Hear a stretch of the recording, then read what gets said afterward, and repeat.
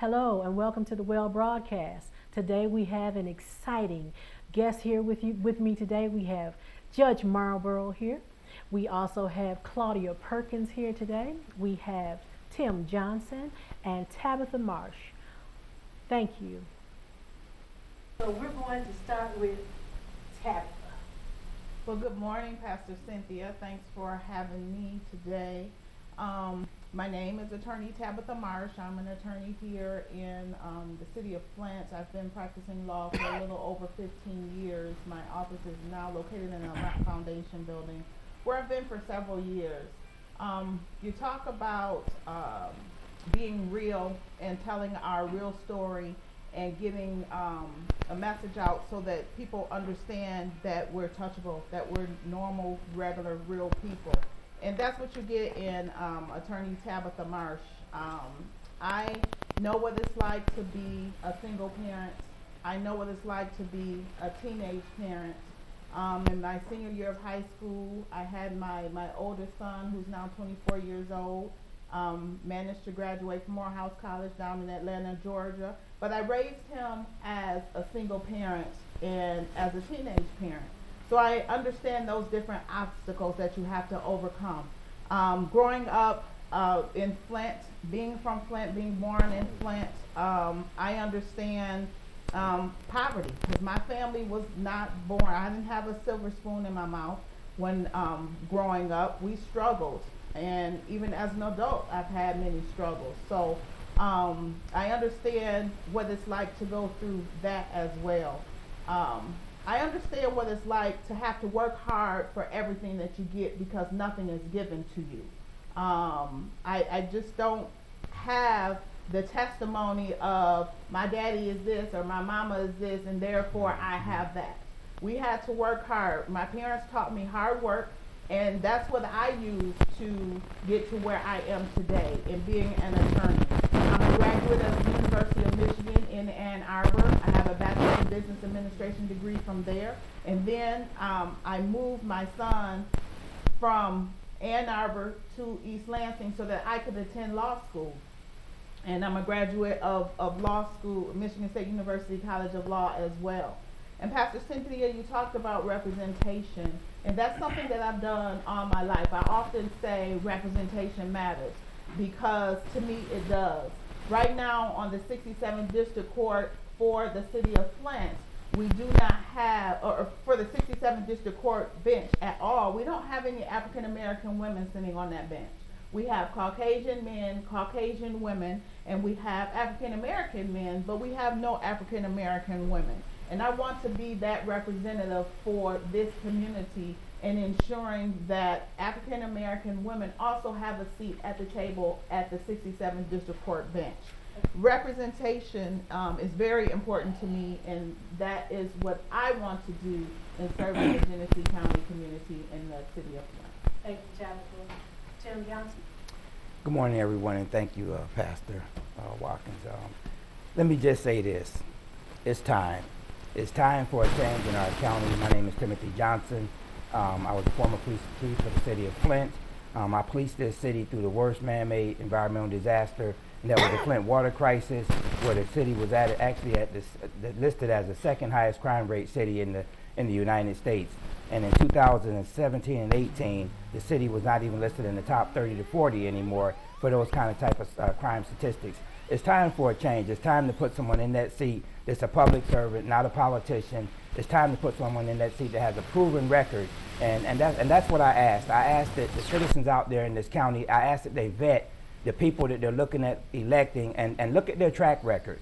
You know, quite frankly, I have more experience than everyone running against me. But I say this, to the citizens in Flint and Genesee County, I put my heart and soul in the police in this community with respect, with integrity, with honesty. Tried my best to do the best job I could with the resources that we had, and we did a good job with a deficit budget. But I'm asking for your support on August the 4th. I ask that you come out and vote Tim Johnson for sheriff. Check my record, go on my email website, Tim Johnson for sheriff. You can see my information out there. And I'm just asking for your support. It's time for a change. It's time to put real leadership in that office. I didn't want to be the interim sheriff. I wanted to be the elected sheriff. I heard one of my opponents the other day make a statement about he was the sheriff. No, you're the interim sheriff for right now. You're not elected. That's an elected position, and I'm looking for the citizens in this community to come out and vote the sheriff that they want into that office with real leadership. Thank you very much. Thank you. Claudia Perkins. Hi, Claudia Perkins. I'm an activist now in the city of Flint, but I come with plenty of experience.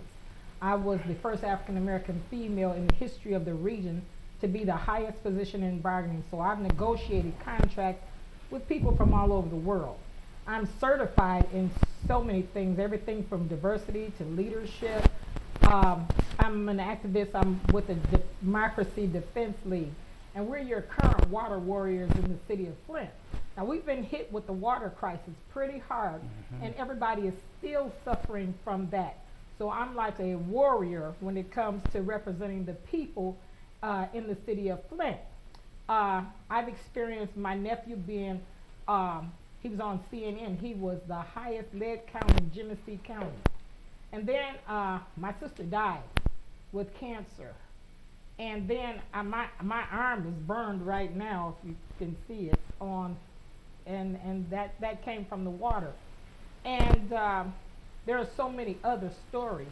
I'm also a survivor of the COVID-19. I had that and pneumonia, but I'm a survivor. And I love Flint. I can remember back years ago when Flint was flourishing. All the shops were working. We were public schools everywhere. And now it's devastation, and it feels like wasteland. And I want to change that. And I know you do that with policy. And I want to be that change in Lansing. Now, out of everybody running, I have more experience than anybody running. And I would just appreciate you all's support because I love you. I love Flint. I'm a Flintstone at the heart of me. And I have the experience. And I raised my family here. My daughter's an educator now. She's living in Texas, you know. And my other sons were raised up here. I have my grandchildren here. I just love Flint. Like I say, I come with a wealth of experience, and I can do the job for you. And I will fight like a wild tiger just to make sure that Flint is okay, economically and socially. And I think that's what we need to do. Thank you, Claudia. Judge Marlborough. Well, Pastor, first of all, let me thank you for the invitation, and you are certainly going to be in my prayers with your diagnosis that you mentioned. I've been a resident of Flint for my entire life. I was born and raised here, and I'm proud to say that I'm from Flint. And for the last 20 years, I have been a district judge here, and it has been just the highlight and honor of my life to be able to be a judge in my hometown. And over the last 20 years, I've got to tell you, Flint has gone through a lot of things. The Flint water crisis, as you talked about, being on many bad top 10 lists. You know, the crime rate, as Chief Johnson alluded to. So many problems. Budget cuts, the emergency financial managers running the city of Flint, and the court system, the district court system for that matter. And it is not, Flint is not the easiest place to be a judge. Those are some challenges that I've had to deal with in being a judge in my hometown. But I think those challenges have prepared me for circuit court. Now, we are, and Claudia, you know, the COVID-19, believe me, that this is something very serious. Yeah. And it's affecting the court system. Courts have been closed at this point for about 100 days. We're starting to slowly reopen, but it's going to be months, not weeks, before things get back on track. It will be months, maybe even more than a year. And you know, we're going to be operating at lower capacity. We can only have 10 people in the courtroom right So you can understand how things are going to be very different. I think that my experiences of being a judge in Flint, all of the challenges, has really prepared me for what we're going to face here at Circuit Court and all the courts. The other thing I guess I want to talk about, aside from the fact that I have, more experience than any of my opponents running in this race, I've been connected to the Flint community. Obviously, we've done all kinds of things here outside of the courtroom. The Student of the Month program, senior citizen recognition, because I've learned as a judge that you've got to do more than what you do in the courtroom to connect with the community and to help the community. I've been a public servant for 30 years, including my time in the prosecutor's office. And that's how I've chosen to live my life and take my career in that direction, because I want to, help my community. That's why I've lived here the whole time. I don't plan on leaving here if I get elected. I'm going to stay here, and that leads me to something else. Currently at the Circuit Court, there is no judge who makes their home in the city of Flint. Absolutely no judges from Flint. And this is the first time probably in the history of this county that there's not been a judge from the city of Flint.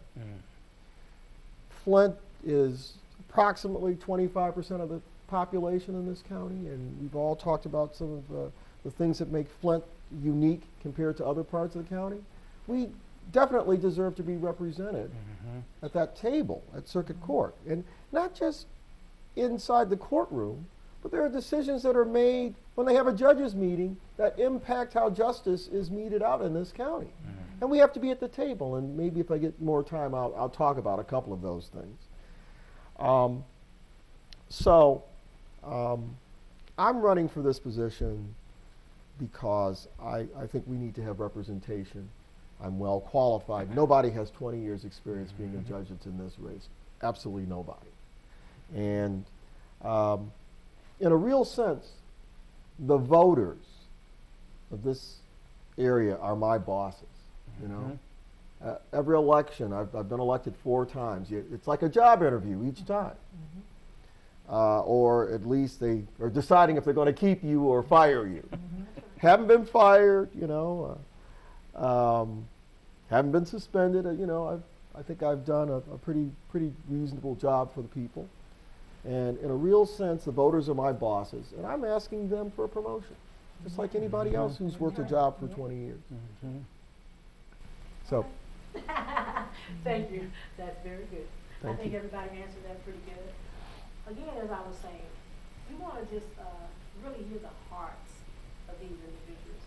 Because like I say, I've been listening to the interviews, listening to the questions and things, but you really want to know the candidates. Today, how do you get things done? How do each one of you, when a task is put before you, how do you go about doing it? Because see, like I said, we got a lot of talk. That's James Brown said, talk a lot. I'm saying. And I'm old school, so back in the day, we would listen to songs, and I like what's going on, because those songs actually minister to our minds and keep us in peace. Today, these songs are so violent, and I believe that's why the people are so violent, because the songs are ministering, bad things and the fighting and war. But our songs said, what's going on? We gotta love each other. Sure. Somebody. All these songs, they brought about save the children, save them, Jesus.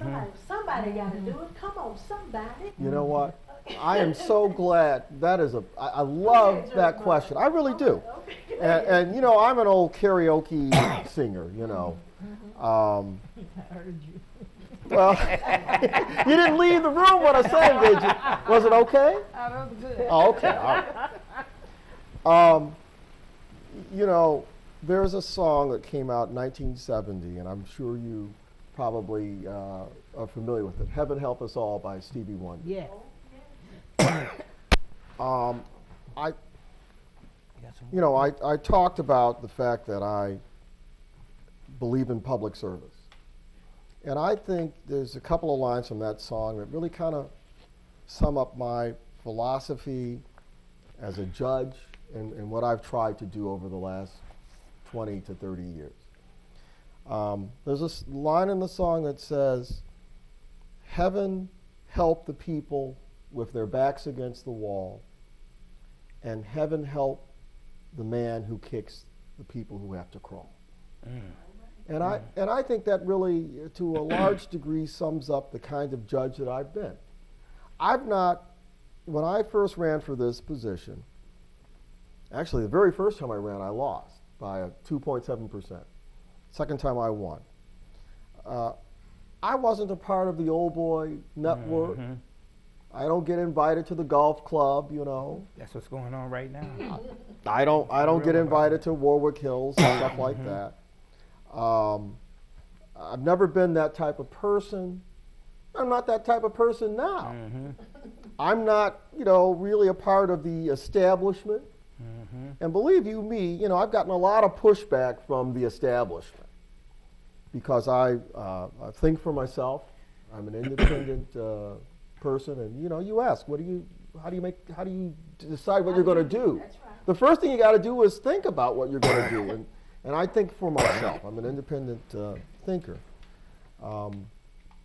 but no, I guess I'll leave it right there for now. No, you know what?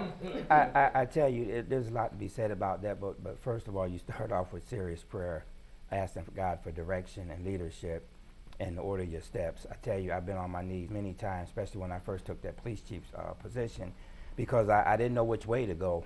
I was handed a job with no budget, no personnel, no equipment, and I did a lot of praying. And I tell you, you do it by stepping out there on faith, and you put your heart and soul into it, and you don't go into it, you know,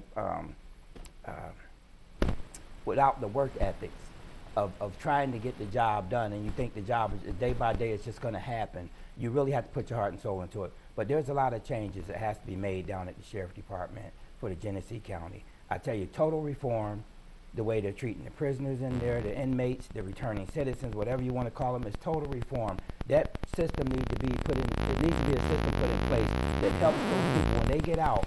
They got a job, they got the driver's license, they got education, and if they don't have it going in, then they should surely have it when they're coming out, because that's what stops recidivism and people just a revolving door of on the taxpayer now. What the taxpayer is paying for that individual to be locked up, and some of those people shouldn't even be in there for driving records and things of that sort. I don't think they should go to jail. I think they should get some kind of training, you know, but not to put in jail, especially for first-time offenders that didn't have a driver's license. And you get people that spend 3 days in jail sometime that was caught driving without a license. So total reform is what needs to happen, and I think the judge put it best.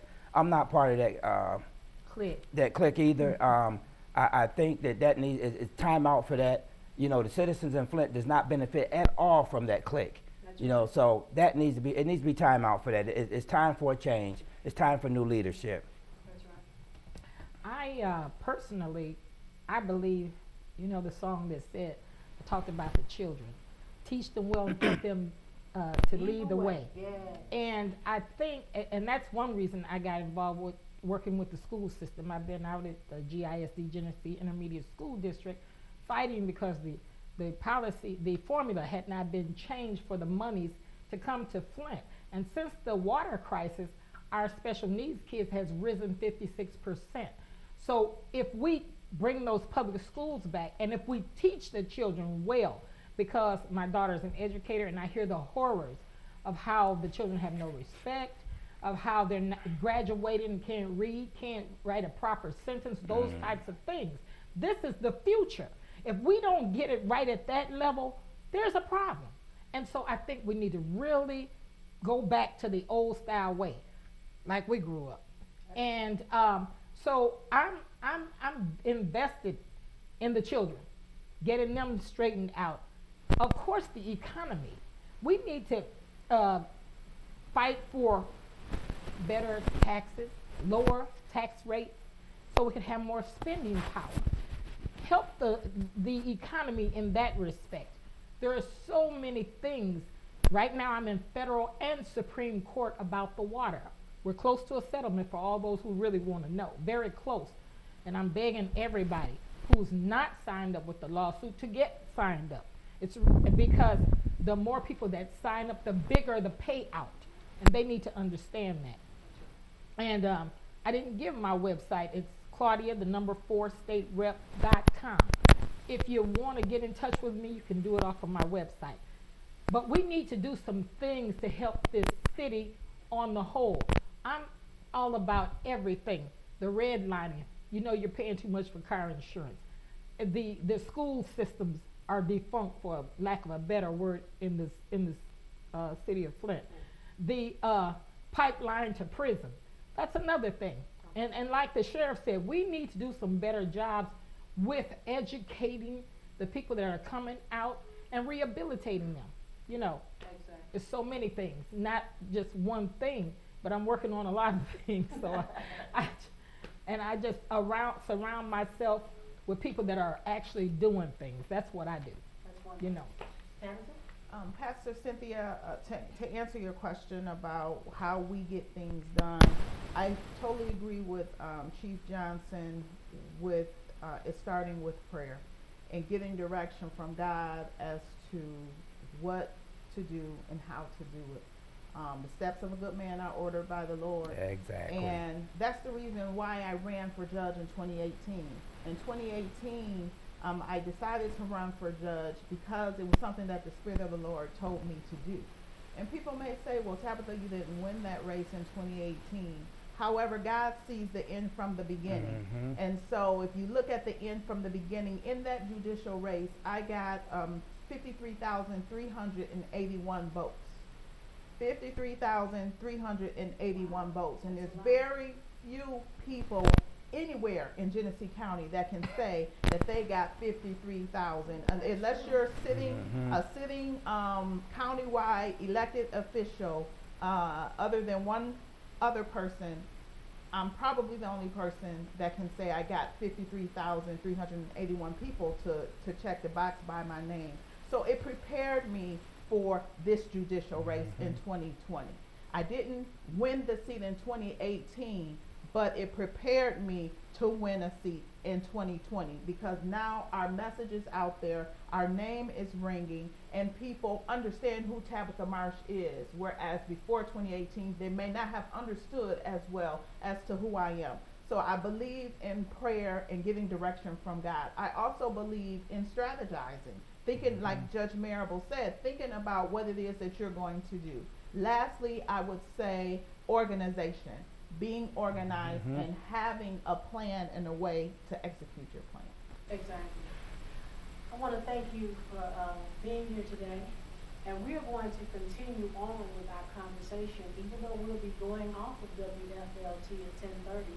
We would like for those of you that are tuned in on Facebook to stay with us. We're going to be continuing our conversation for another 30 minutes live on Facebook, because we're going to open up so that you can call in and ask questions to the panel if you'd like. So we're going to I'm going to have Tim Johnson, he's going to give the phone number out here so that you can call and ask questions. 810-515-6184. 810-515-6184. Thank you, Tim.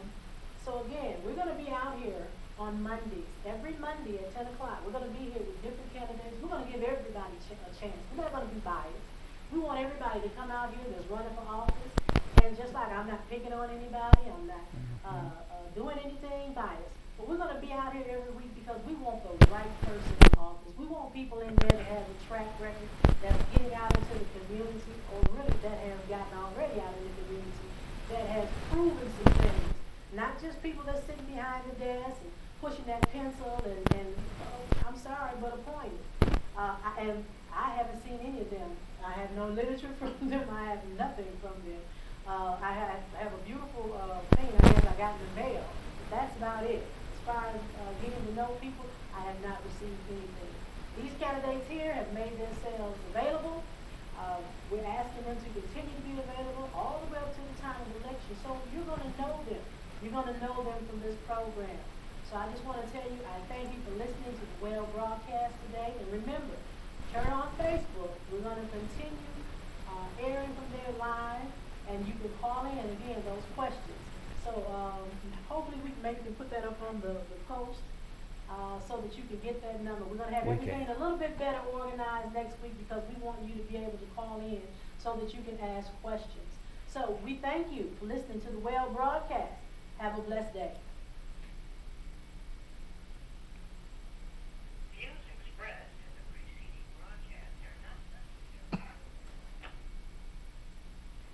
Okay, we just want to say welcome again. As we're going to continue on. You have a question? I think so, I still need it. Okay. Okay, hold on. Melinda. We're still running live on Facebook. We have people that are going to be calling in, and it's okay. We want you to call in. We want those questions for the candidates, giving you a chance to say what you want to say. Okay, who do we have on the line, and what's their question? She on the way in. Okay, she's coming into the office. Can I want to say something. Okay, come on.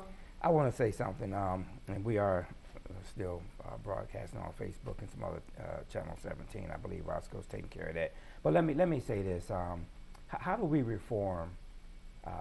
Because everybody's hollering, they want changes.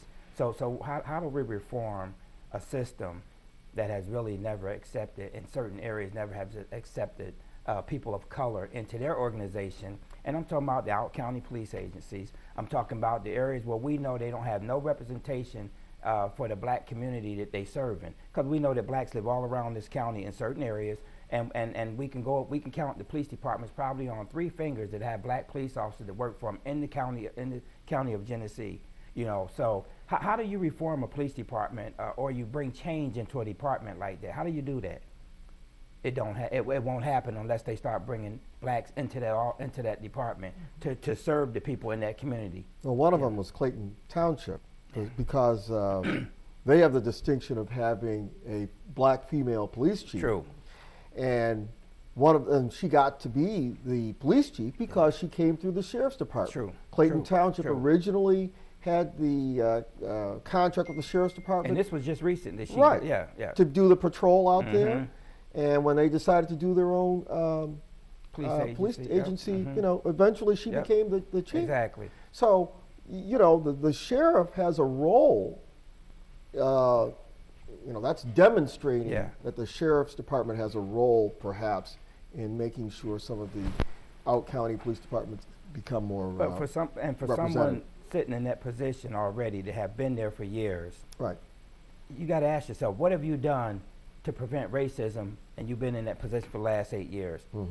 Now I've heard a lot of lawsuits that came out of the sheriff's department for different reasons. And I tell you, you can't just jump out there on the last end and say I'm going to do it now, when you had the chance, because you wasn't just an officer, you was a top-ranking official, and you had the chance to do it back then, and nothing was done. The people in this county got to open up their eyes to really what's going on in front of them. We can tell them, but unless they actually open up their eyes and do their own research and vet each candidate, I tell you, they will never know the truth, and we will continue to be lied to. So. Somebody needs to open the door. Somebody's outside. They're saying they want to come in. Someone texted in and Melinda? said that they hear reform, and they want to hear each of your ideas on reform. Well, I think as it relates Open to the door. You're okay, Kevin.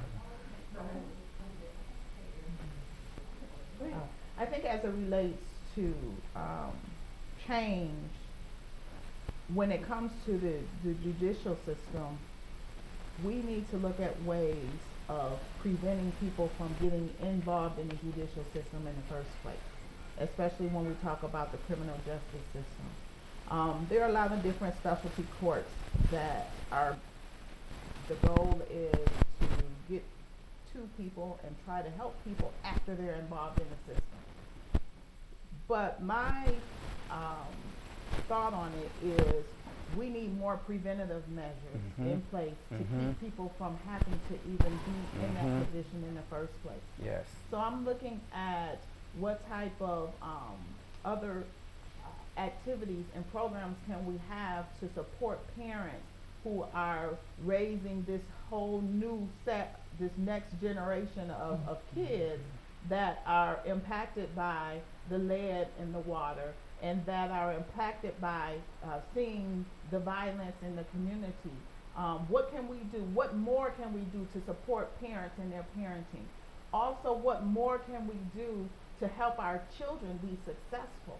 You know, how big of a deal is it for them to be able to walk into the courtroom or to look on TV and see someone that looks like them having a position of power and making a difference in the community? So mentorship comes into play there. Financial literacy, you know, people often don't know what to do or how to do because they haven't been taught that. What kind of programs can we put in place that will help people be more financially literate as opposed to having to live in poverty, not being able to get a trade or go to college or find other means of financially supporting themselves so they don't have to commit crime, so they don't have to take someone else's money, so they don't have to rob the bank. You know, I'm more aimed at putting programs in place to prevent people from having to encounter the negative things that they encounter in our criminal justice system in the first place. Being proactive instead of reactive. Melanie has, we have a call. Go ahead. Go ahead. Yes, I have a question for Tim Johnson. Will there be sensitivity training for the sheriff's department? Beyond a shadow of a doubt. Exactly. That's part of that. That's reform. Thank you, Pat. That's reform from the inside, and that's exactly where we're headed at. Reforming that whole jail system to where it's a benefit to each and every person in there, because we all know that some of those people in there, most of those people in there, they're coming back out. They're just in there for a few days or a limited amount of time. So and if they were in there for a long time, they should still be treated with nothing but the utmost respect. So definitely total jail reform. That's what I mean by that. And Tabitha was asked a question, and she answered it for everybody. Everything that Attorney Marshall said was exactly what it needs to be. Total reform from the inside, making changes to where people don't you don't have recidivism repeat itself. They coming in and they're going back out.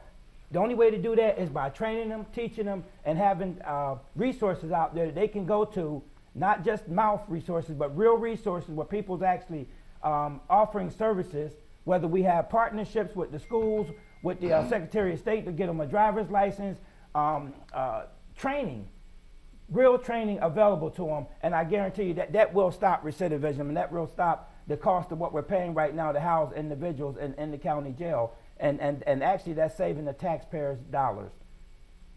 And I don't know, I guess I wanted to No, I want you to jump in. Go right jump ahead. in here. Attorney Marsh hit a lot of important points about She did. what you do, to try to keep people out of the system. You know, that's one of the reasons why I started the Student of the Month program. Now, the Student of the Month program is not going to save everybody in the town, but it's there to encourage young people to focus in on their education and to take school seriously. All right, that's the purpose of that program. They write an essay about their career goals. If they win, I give them a cash prize. They get to come to the courthouse to shadow me for the day. Just like what she said, they need to see people who are in those positions. We have a trip every year where they go down to Michigan State University, for a campus visit. They sit in on classes, they meet professors and students. Probably the most important thing they do down there is they meet with the admissions office, so that when they're in the 10th grade, they hear, you need to have this grade point average, you need to have this SAT score, we want you to have this on your application. You hear that in the 10th grade, you got 2 years to get your act together. I mean, these are things that I've done as an elected official, and I'm proud of the fact that we've tried to do that. But it takes everybody. It takes the whole village to do that. And I wish more of my colleagues were doing that, and I know these folks, I think they're going to do all kinds of mentorship for young people. But the other thing that Attorney Marsh talked about is representation. Mhm. You know, for the last 48 years, there's been one African American judge on the circuit court at a time. Never two, just one.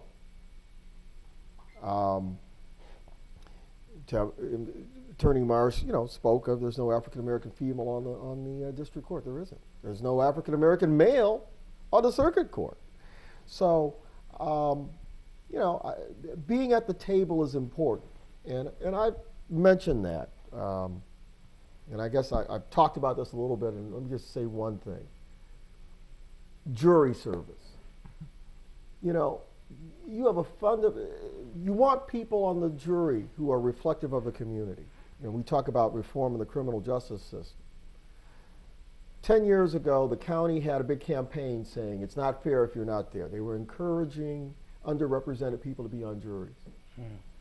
3 years ago, they changed the way you respond to your jury questionnaire. All right? You can only fill it out online. Used to be you filled it out, dropped it in the mailbox, and they'd let you know when to report. Now you can only fill it out online. So in a town like Flint, where less than 50% have computers, and even those people who have computers, fewer have internet service, they're not filling out the questionnaire. They're not in the jury pool. Senior citizens, poor people, they're not at the table. They're not represented. So here you have a fundamental right, having a jury trial in a court system, and it's not reflecting the whole community. And that's a decision that was made outside of the courtroom. So representation is critical. That's a very big part of it. And if people don't vote, I was just getting ready. Yeah. if people don't vote That's so that major. they can have representation, That's major. you complain. You're going to complain later. People have to get out and vote, not just in the general election, but in the primary. Yeah. In the primary election, all of us are on the ballot for the primary. And Exactly. I want to just throw this in, but I want the conversation to still continue. It's just like we're here right now, and we're sitting here. I think that we should see this more with groups that want to, you can do something in your field, you can do something, you can do something, you can do something, and then we can bring in young people, and they can say, what's wrong? This is what's wrong with me, and then you guys can take it back. And reform. Start reforming. Start coming up with things that can be able to, go out into the community and say, wow, they're all right. Boy, that sheriff, that judge, the judges and the representative, they heard us. See, people want to know that they're heard. That's right. And that something is being done. See, we can burn down buildings all day long. We can cuss, because I see a lot of people cussing, just like we got in our city hall. People down there just cussing, but nothing's getting done. If you look at when we talk about voting and people not voting, if you look at the fact that when this whole thing erupted and the civil unrest came about over George Floyd's death, when you look at all those people that was out there protesting, look how it's changed the world so far. Now, they didn't vote, but they protested. Now, if that many people came together and voted on certain things, you would have some serious, powerful change in this country. But right now, for some reason, we just got to get it in our people's mind that they have to vote. Every citizen's vote is important. I wanted to say, I agree with every one of you about reform. I've experienced, like the judge said, sitting at a table. I was in a white male-dominated situation, and I thought, heck, so change and more of us in the African American community running than just one here and one there. You know what I'm saying? An abundance. good people look at their records. Reform is just change. You know, make a positive change. And I have been a youth director. I took children all out of the community, off the streets, and ones that would have probably ended up in the judicial system. I ended up training them, and we flew them all the way to Las Vegas to perform live. They met Merle Evers Williams. You know, they got to experience so many things. I wrote a labor play. They ended up getting standing ovations. They had never experienced these things. And now these are model citizens today. They're grown now with children.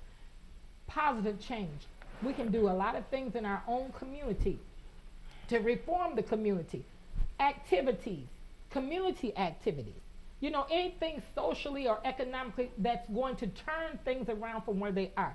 That's what I think reform should be and is. That's right. And one of the things, Pastor Cynthia, you touched on this, is having these type of discussions, not just now when it's election time. season, Yes. but throughout your whole career, having a town hall, hosting a town hall, bringing the people together. Because at the end of the day, Judge Marable mentioned this earlier, at the end of the day, elected officials serve at the pleasure of the people. That's right. Yes. And if the people decide Yes. in enough numbers that they Yes. don't want this person to Yes. be their elected official, they can vote them out. That's right. Yes. That's right. how this works. Yes. Is elected officials Democracy. work for the people. People. Right. Yes. So how can you work for someone and you don't communicate with that Yes. person or that group of people? How Yes. can you adequately represent them? Like, it's like me representing a client and I never talk to my client to tell my client, to hear from my client what's important to them, what do they want as an outcome in this case, what is it that you think we need to look into, what witnesses do I need to subpoena. I have to communicate with my client in order to find out what their voice is and what they want. That's how elected officials should serve. They True. need to constantly and consistently be among the people that they Yes. serve so they can understand what's important to them, so they can understand what their voice is, so they can take it back to their office and execute. And so I think it's important that elected officials are in the community and of the community That's that right. they serve. That's right. Exactly. I agree with that wholeheartedly, because I would love to have town hall meetings more often. Communication is key. You find out what the community is suffering from, all that you can't physically see with your eyes. And then hear from them. They'll talk back, you know, and whatever the need is, like you say, take it back and execute. Well, let me just throw this in. Yeah, go ahead. I'm going to throw this in. That in part is where the Student of the Month program and our Senior Citizen Honors program came. I set up a Citizens Advisory Committee probably about a year after I got into office. And, you know, I did receive community input. This is the committee that reviews those student essays and picks the winners. I don't pick the winner, believe you me. I don't want to be the one. But my committee does that, my Citizens Advisory Committee. And I think, you know, there was a time in this community when we used to have a leaders roundtable That's right. that would meet regularly. You know, they met monthly. And it's been several years since that happened. I think it's probably time for that to Be be reinstituted. reestablished. Yes. Absolutely. Reinstitute. It's yes. definitely time for that. And one of the reasons why I say that, not just because of, you know, the things that you guys are pointing out, but as this new generation is coming along, and I've seen with the Black Lives Matter, I mean, you know, there's black, white, you know, a very diverse group that have been protesting. That's right. We have younger people coming on board, and they need to learn the history of what's happened Yeah. before, so Yeah. that they have a good understanding of where they should go. So you know, the leadership roundtable needs to be reestablished, and we've got to bring young people in. I was going to say that. You know, I always said when I was training, reach back and pull another one forward. Train them so that when we're tired and old, they can take the reins and we don't have the worry that we would if nobody reached out.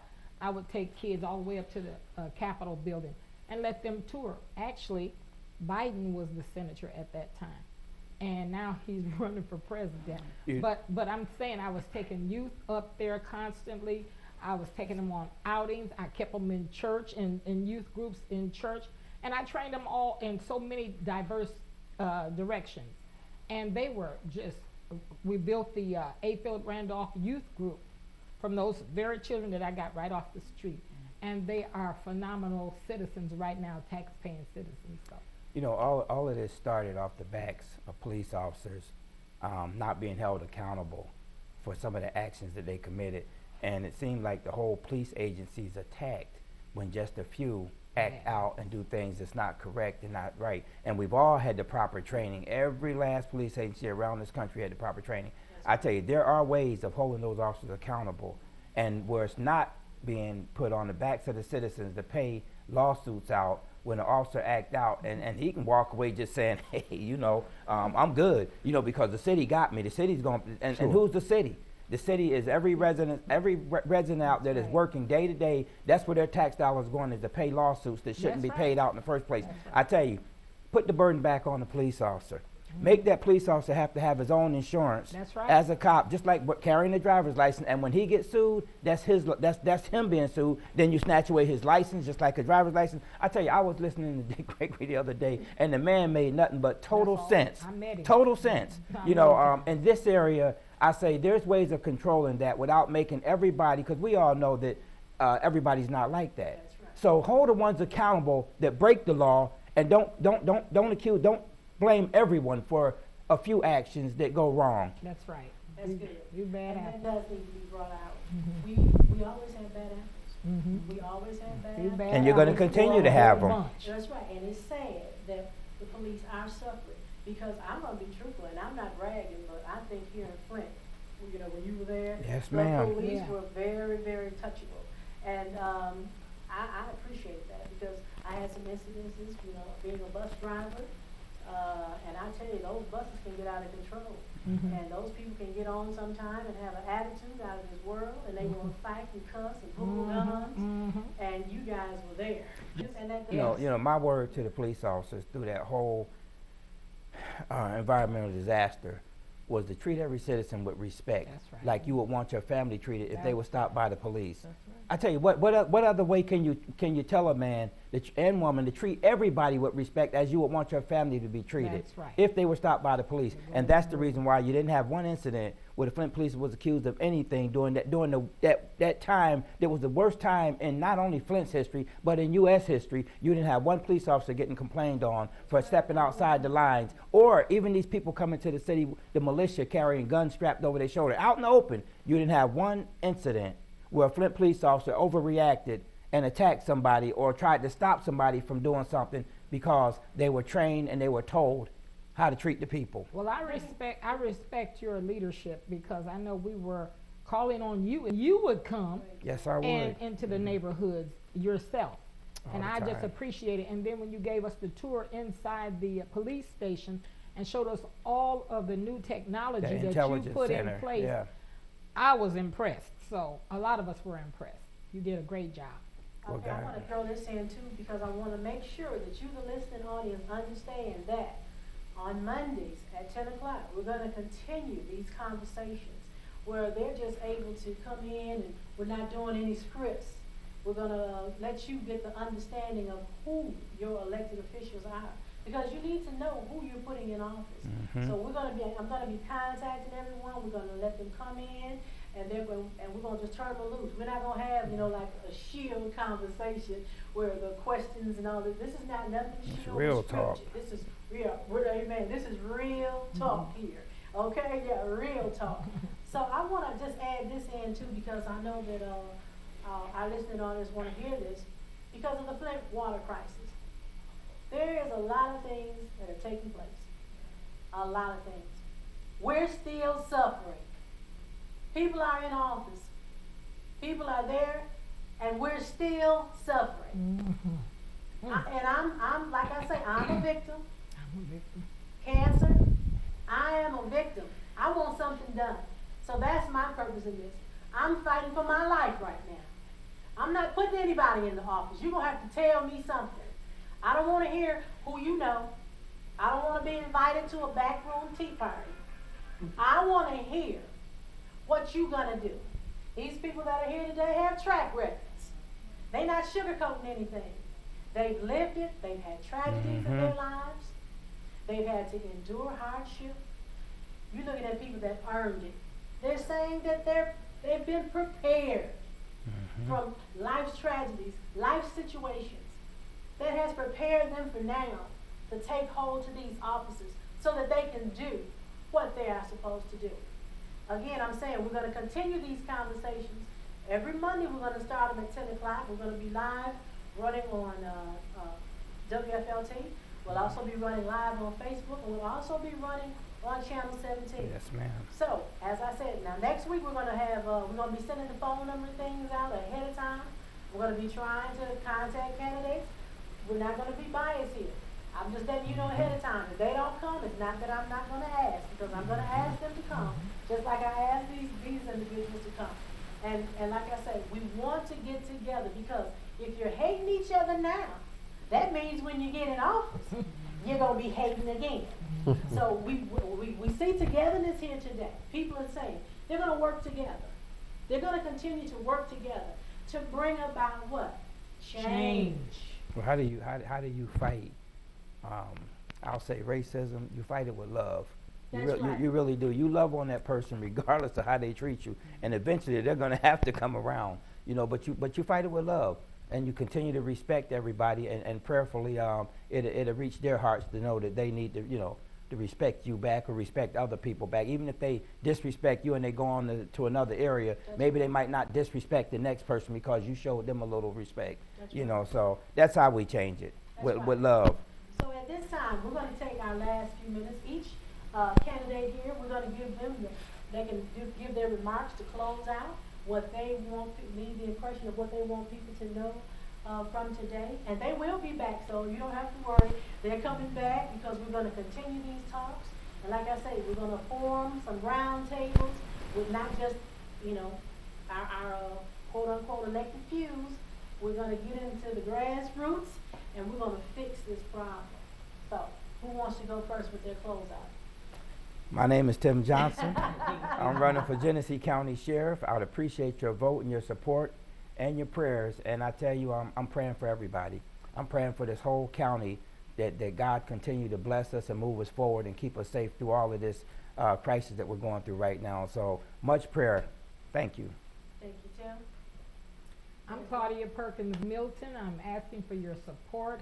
I'm out in the community as an activist right now, working in the court system for the water and doing so many other things. And I just appreciate your support on August the 4th of this year. And we got to stay prayed up, and we got to, and my platform is building Flint up and moving it forward.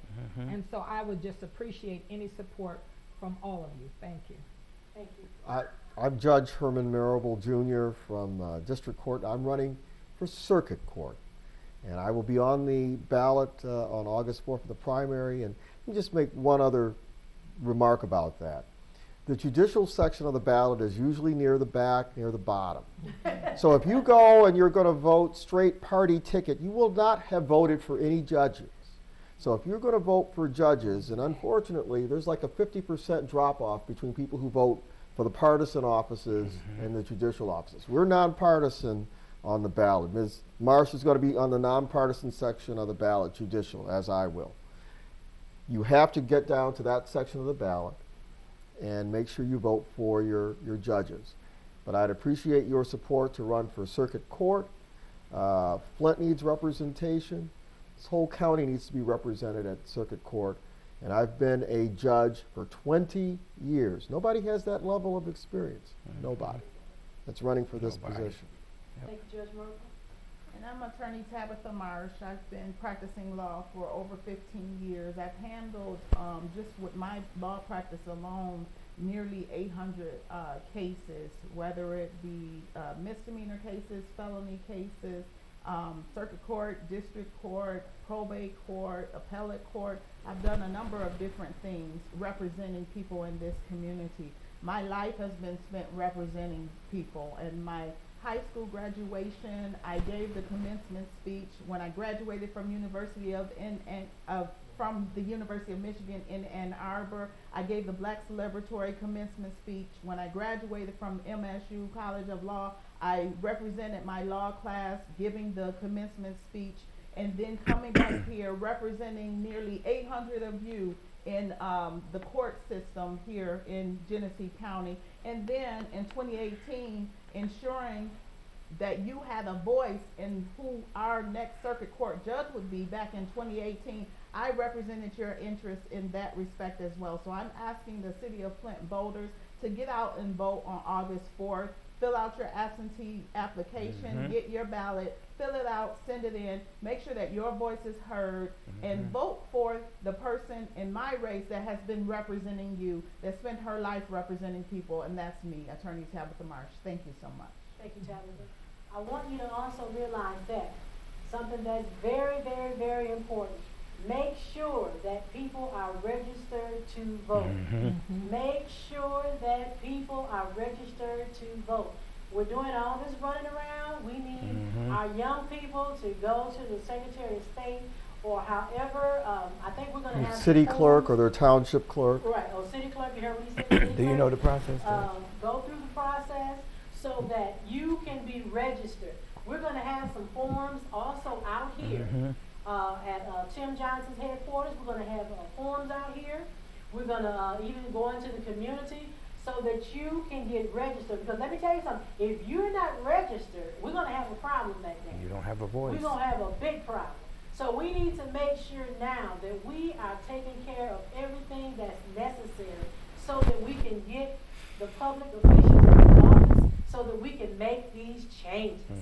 So, with saying that, I thank all of you for being here today, and we're going to continue these conversations all the way up to election time, because it is very, very, very important that the people know what we're going to be doing, because change has to come. Change has to come. So we thank you for listening to the broadcast today. We love you. God bless you. Have a blessed day. Thank you. Amen.